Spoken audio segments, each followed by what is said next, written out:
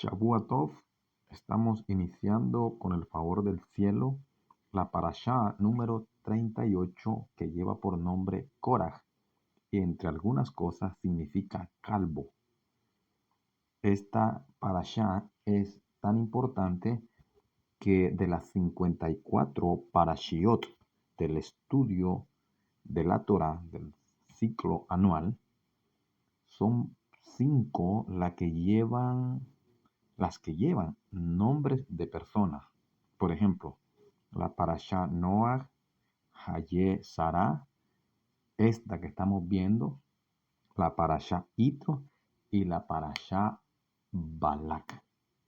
Son 5. Entonces, hoy vamos a ver esta parashá y el tema que estaremos desarrollando en su primera parte, porque la vamos a ver en dos, es Korah se ofende al no ser seleccionado para un alto oficio. Hay personas, como dijo nuestro maestro, que lo que les gusta es el honor, la fama, las primeras sillas. La primera guía como texto base se encuentra en Bamidbar desde el capítulo 16, verso 1 al 13.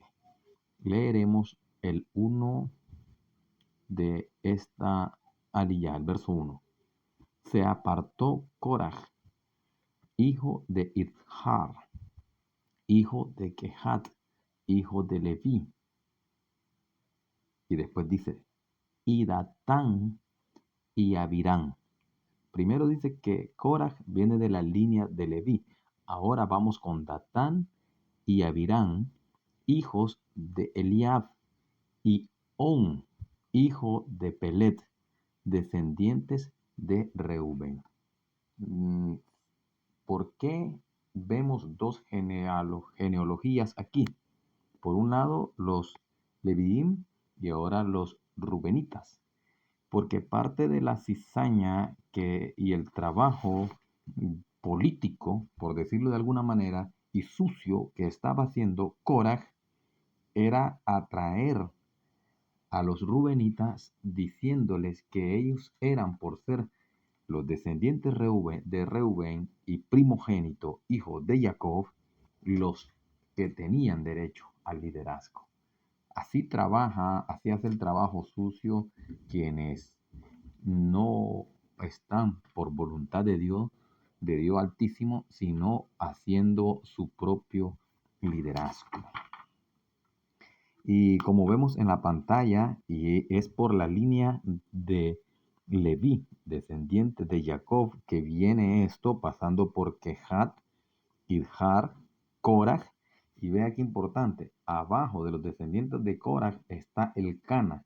El Cana es el padre de Shemuel. Korah ben Idhar, un hombre de la tribu de Leví, estaba profundamente ofendido de que Moshe no le hubiera asignado una prominente posición comunal. Korah pensaba, mi mazal, su destino profético, indica que yo he nacido para la grandeza. ¿Por qué razón mi abuelo llamó a mi padre? O sea, lo que está diciendo ahí, que Hat llamó a mi padre Idhar, que Idhar significa aceite. Debe haber previsto que al igual que el aceite siempre flota hacia la superficie, así también mi padre engendraría hijos superiores merecedores del ungimiento con el sagrado Shemesh Hamishah, el aceite de la unción, para posiciones de la Keuná o de la realeza. Con este tipo de aceite era el que se ungía tanto a los sacerdotes como a los reyes. Ahora, ¿quién es destinado sino yo, el más grande de los hijos de Izhar y el más calificado para alto oficio? Esas eran las ideas que se daba Korah. Verdaderamente, Korah combinaba cualidades superiores, las cuales pocas personas podían igualar. Vamos a ver algunos de los méritos que tenía Korah. Primero, su linaje era ilustre. Inclusive hay una parashá que habla de esto, acerca de los linajes, que es muy importante en la sección de Bereshit. Su linaje era ilustre, su antepasado fue Kehat y su familia. Los Benei Kehat era la más importante de las familias Leviín. Korah era un primo hermano de Moshe. Recordemos que Leví tuvo 3 hijos, Gersón, Kehat y Merari. Entonces él viene por esa línea de Kehat. Número 2. Él había sido escogido como uno de los portadores del Aarón sagrado, lo que se conoce en hebreo como Aarón Jabrit, el arca del pacto. Para esa abodá había sido apartado Korah. 3. Más aún, Korah era un hombre muy inteligente e instruido. Número 4. Él previó con Ruach HaKodesh por inspiración divina. Según nos dice, Tiferet Sion explica que a pesar de que Korah carecía del refinamiento de carácter necesario para recibir profecía, la Ruach HaKodesh, no obstante, descansaba sobre él, pues él vivía en medio de un ambiente que era conducente al mismo. Este fue el caso, por ejemplo, cuando los mensajeros de Shaul vinieron a Shemuel. La Ruach Hashem entonces descansó sobre ellos. Eso está en Shemuel 19:20.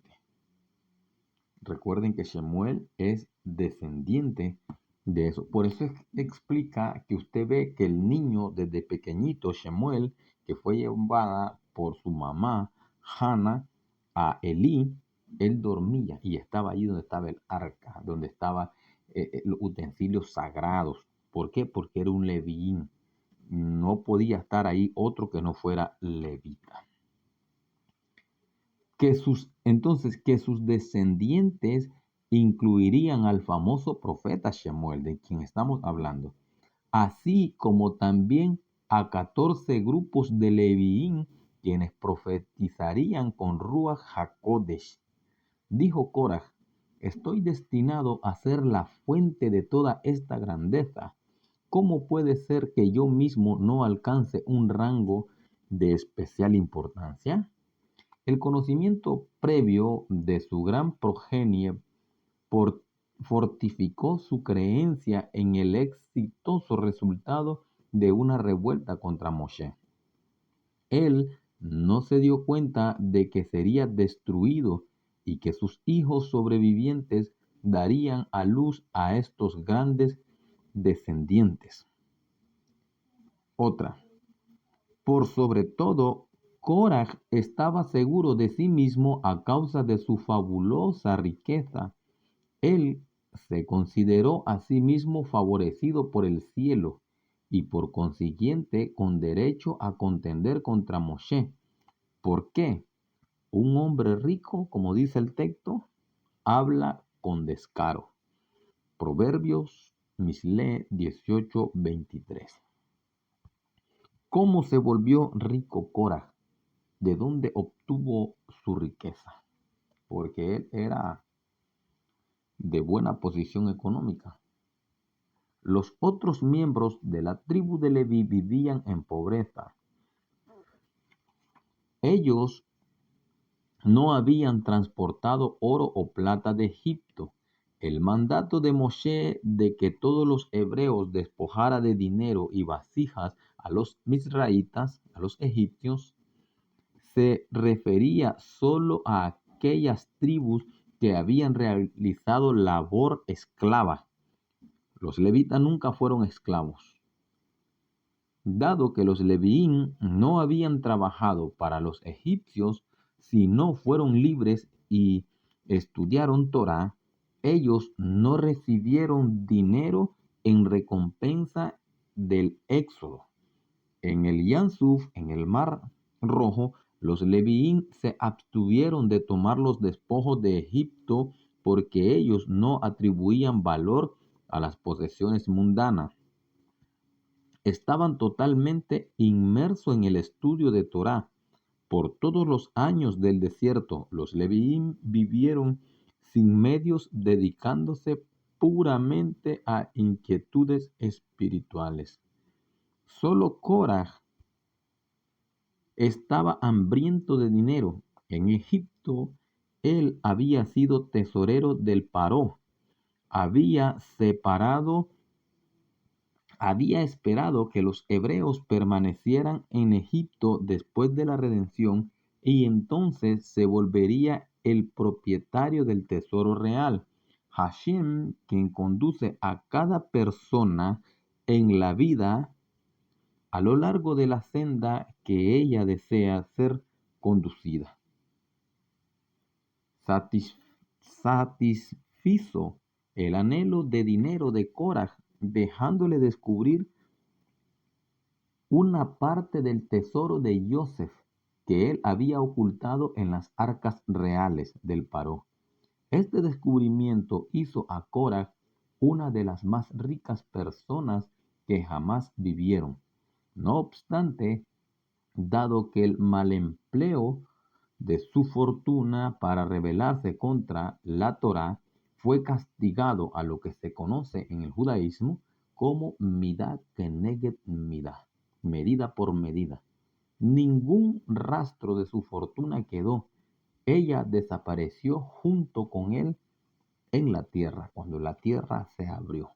A pesar de sus muchas distinciones, Korah no hubiera osado oponerse, a Moshe de no haber sido por su esposa.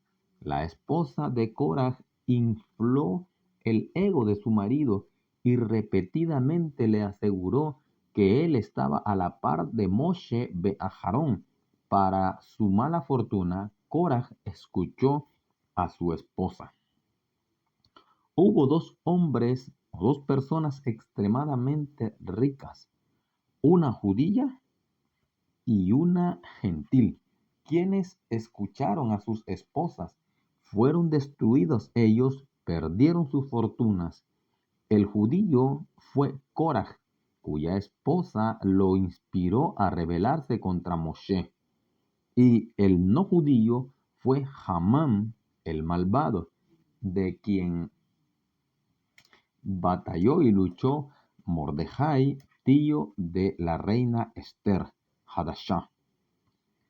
Este Hamán, quien escuchó a su esposa para erigir una horca de 50 amot, que son aproximadamente 25 metros de alto para Mordejai, él no comprendió que estaba preparando la horca para sí mismo.